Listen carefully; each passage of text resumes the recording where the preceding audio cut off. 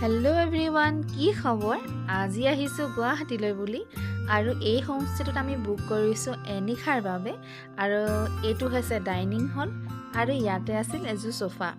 আৰু এতিয়া আহক চাওঁ প্ৰথম ৰুমটো, যিটো দুখন বেড আছিল, ছিংগল বেড, আৰু ৰুমটো খুবেই ধুনীয়া আছিলে। আৰু এতিয়া চাওঁ আহক ছেকেণ্ড ৰুমটো, যিটোত মা আৰু মই আছিলোঁ। আৰু এইটো AC আছিল আৰু খুব ধুনীয়া আছিলে, এইটো চাওকচোন। আৰু এইটো যিহেতু হোমষ্টে হয়, এইটো নিজে বনায়ো খাব পাৰে। আৰু ইয়াৰ পাৰ নাইট আছিল 2000 টকাকৈ। আৰু ঘৰৰ পৰা লৈ আহিছিল মায়ে কচু শাক আৰু লগতে আনিছিল মৰা শাক। আৰু ঘৰৰ খানা খাই যিহেতু খুবেই ভাল লাগে, সেইবাবে আমাৰ ৰাতি ডিনাৰ আমাৰ ৰেডি হৈ গ'ল। ইয়াত বনিছিলে গাহৰি মাংস আৰু কচু শাক, যিটো খাবলৈ বহুত টেষ্টি হৈছিল। আৰু ইয়াৰ পাছত আমি দুখনমান ফটো ল'লোঁ আৰু ইয়াৰ পাছত আমি আহিলোঁ নাৰ্চাৰীলৈ বুলি। আৰু এইখন নাৰ্চাৰী গুৱাহাটীতে আছে আৰু খুব ধুনীয়া হৈছিলে নাৰ্চাৰীখন। আৰু